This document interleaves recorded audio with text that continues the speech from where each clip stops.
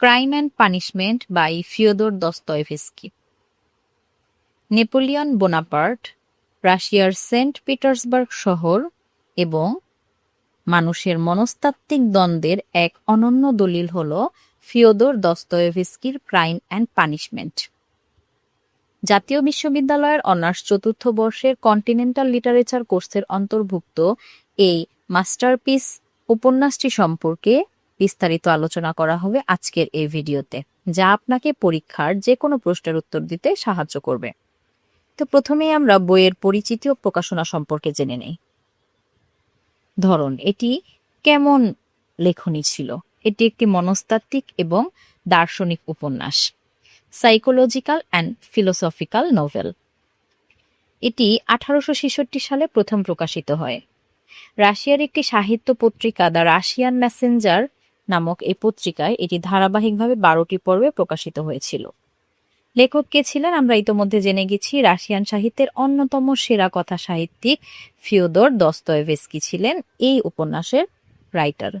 তো প্রথমে আমরা এই উপন্যাসের পটভূমি এবং লেখার উদ্দেশ্য সম্পর্কে জেনে নিই, যে কেন এই উপন্যাসটি লেখা হয়েছিল বা এর পেছনের কারণ কি ছিল। তো পটভূমি, উপন্যাসটির পটভূমি 1860-এর দশকের রাশিয়ার সেন্ট পিটার্সবার্গ শহর।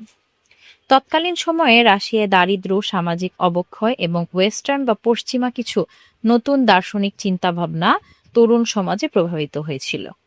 তো এই চিন্তাভাবনার মধ্যে আছে কি নিহিলিজম বা শূন্যতাবাদ এবং উপযোগিতাবাদ। তো এই ধরনের চিন্তাভাবনাগুলো পুরোপুরি ছড়িয়ে গিয়েছিল তখনকার সমাজে। আর লেখার উদ্দেশ্য কি ছিল? লেখার উদ্দেশ্য ছিল লেখক দেখাতে চেয়েছেন যে মানুষ যখন নিজেকে প্রচলিত আইন ও ধর্মের ঊর্ধ্বে মনে করে নিজের যুক্তি দিয়ে অপরাধকে জাস্টিফাই করতে যায়, মানে ন্যায়সঙ্গত করতে যায় যে অপরাধটা অন্যায় না, এটা ন্যায়সঙ্গত, তখন তার পরিণতি কতটা ভয়াবহ হয়। একই সাথে অপরাধের প্রকৃত শাস্তি শুধু আইনি জেল জরিমানা নয়, বরং মানুষের বিবেকের দংশন, সেটি ফুটিয়ে তোলাই ছিল লেখকের মূল উদ্দেশ্য। তো চলো এখন আমরা ক্যারেক্টার লিস্টগুলো জেনে নেই। প্রথমেই হচ্ছেন প্রোটাগনিস্ট বা মূল নায়ক যে ছিলেন তিনি রোডিয়ন রাসকোলনিকভ। নামটা একটু কঠিন, আমি আবার রিপিট করছি, রোডিয়ন রাসকোলনিকভ। ইনি ছিলেন উপন্যাসের মূল নায়ক। সে একজন অত্যন্ত মেধাবী কিন্তু চরম দরিদ্র প্রাক্তন আইন ছাত্র। সে নিজেকে সাধারণ মানুষের চেয়ে শ্রেষ্ঠ মনে করে এবং তিনি এই শ্রেষ্ঠত্বের সুবিধা ভোগ করার জন্য বা শ্রেষ্ঠত্বের যুক্তি দিয়ে আর কি সে একটা মার্ডার বা হত্যাকাণ্ড ঘটিয়ে বসে। তো মোটামুটি একটু শিক্ষিত হয়ে গেলে মানুষ নিজেকে অনেক কিছু মনে করে, এই টাইপের যে মানুষ আছে রোডিয়ন রাসকোলনিকভ ওই টাইপের একজন লোক ছিল। এরপরে হচ্ছে সোনিয়া মারমেলাদভ, একজন তরুণী যে তার মদ্যপ বাবা মানে যে ড্রিঙ্কস করতো বা নেশা করতো এরকম, ওই বাবার পরিবারের অন্য সংস্থানের জন্য বাধ্য হয়ে প্রস্টিটিউশন বেছে নেয়। প্রস্টিটিউশন হয়তো বা সবাই বুঝতে পেরেছো বিষয়টা কি। সে অত্যন্ত ধার্মিক, ত্যাগী এবং রাসকোলনিকভের আধ্যাত্মিক মুক্তির পথ প্রদর্শক। মানে মূলত এই সোনিয়া মারমেলভ রাসকোলনিকভের যে ভিতরের যে আত্মার অনুতপ্ত যে বিষয়টা ছিল এই বিষয় থেকে বেরিয়ে আসতে সাহায্য করেছিল। এরপরে আছে পোরফিরি পেট্রোভিচ। এই যে একটা মামলা হয়েছিল, মূল প্রোটাগনিস্ট যে ছিলেন সে যে মার্ডার করেছে, সেই মার্ডারের জন্য তো মামলা হয়েছে, সেই মামলার তদন্তকারী পুলিশ কর্মকর্তা ছিলেন পোরফিরি পেট্রোভিচ। সে অত্যন্ত চতুর এবং রাসকোলনিকভের মনস্তত্ত্ব নিয়ে লিখে তাকে অপরাধ স্বীকার করতে বাধ্য করে। তারপরে আছে আলিওনা ইভানোভা, একজন বৃদ্ধা সুদখোর। সে অত্যন্ত লোভী এবং নিষ্ঠুর। রাসকোলনিকভ তাকেই কুড়াল দিয়ে হত্যা করেছিল। এরপরে আছে লিজাভেতা ইভানোভনা, বৃদ্ধা সুদখোর, সরল ও নিরীহ সৎ বোন। দুর্ঘটনাবশত সে হত্যাকাণ্ডের সময় ঘরে চলে আসায় রাসকোলনিকভ তাকেও হত্যা করে। মানে এই যে আলিওনা ইভানোভা ছিল তারই সৎ বোন হচ্ছে লিজাভেতা ইভানোভা। তিনি মারা গিয়েছে মূলত মার্ডারের সময় তিনি সাক্ষী ছিলেন বা তিনি চোখের সামনে মার্ডারটা দেখেছিলেন, এই জন্য তাকেও হত্যা করে ফেলা হয়েছিল। এরপরে আছে দুনিয়া, রাসকলনিকভের সুন্দরী এবং আত্মমর্যাদাশীল বোন, যে তার ভাইয়ের পড়াশোনার খরচের জন্য ধনী লুজিনকে বিয়ে করতে রাজি হয়েছিল। এরপরে আছে রাজুমিকিন, আসলে এই চরিত্রগুলো খুব একটা ইম্পর্টেন্ট না, তাও একবার করে চোখ বুলিয়ে নেওয়া ভালো। রাসকলনিকভের একমাত্র বিশ্বস্ত এবং সৎ বন্ধু, সে সবসময় রাসকলনিকভের পরিবারের পাশে দাঁড়ায়। তারপরে আছে স্মৃতি গাইলফ, স্মৃতি গাইলফ, উচ্চারণটা হবে স্মৃতি গাইলফ, দুনিয়ার প্রাক্তন নিয়োগকর্তা। সে চরম ভোগবাদী, নীতিহীন এবং রাসকলনিকভের চরিত্রের একটি অন্ধকার দিক বা ডবল হিসেবে কাজ করে। এরপরে আছে লুজিন, দুনিয়ার হবুবর, সে অত্যন্ত অহংকারী, স্বার্থপর এবং সংকীর্ণ মনা।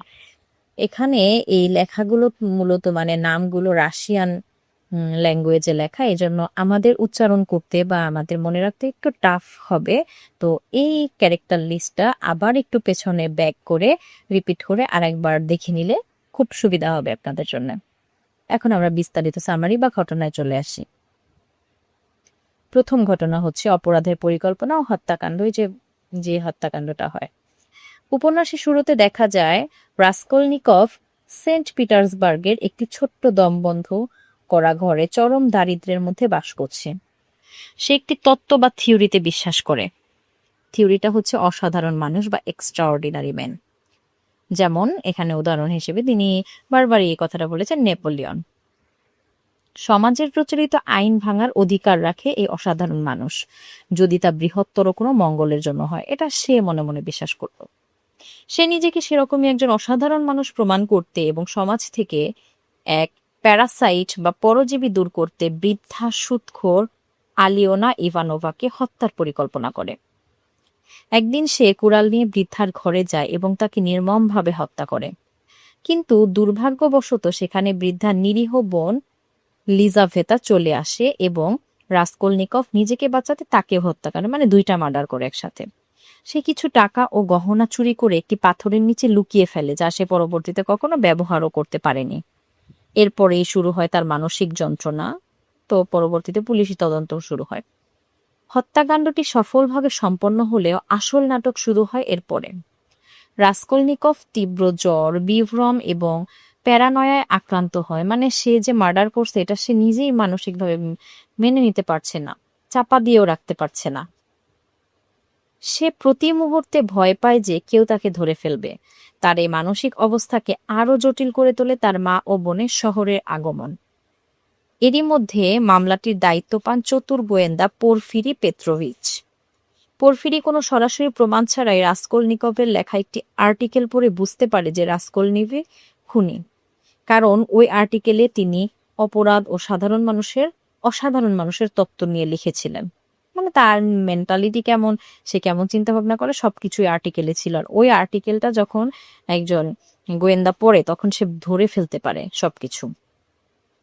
পোরফিরি তাকে সরাসরি গ্রেফতার না করে তার মানসিক দুর্বলতার সুযোগ নিয়ে মনস্তাত্ত্বিক চাপ দিতে থাকে, যাতে এই রাসকলনিকভ নিজেই আর কি স্বীকার করে যে হ্যাঁ আমি খুন করেছি। একটা সাইকোলজিক্যাল গেম খেলে আর কি সে। এরপরে সোনিয়ার প্রভাব আসে রাসকলনিকভের জীবনে। তারপর সে নিজেই পাপ স্বীকার করে। কিভাবে দেখ, এই কঠিন সময়ে রাসকলনিকভের পরিচয় হয় সোনিয়ার সাথে। সোনিয়া চরম দুঃখ কষ্টের মধ্যেও ঈশ্বরের প্রতি অগাধ বিশ্বাসী। রাসকলনিকভ নিজের ভেতরের যন্ত্রণার বোঝা সহ্য করতে না পেরে সোনিয়ার কাছে লিজাভেতা এবং বৃদ্ধাকে হত্যার কথা স্বীকার করে। মানে এতদিন তাই সে কারোর কাছে বিষয়টি বলতে পারছিল না বলে সে আরো বেশি মানসিক যন্ত্রণায় ভুগছিল।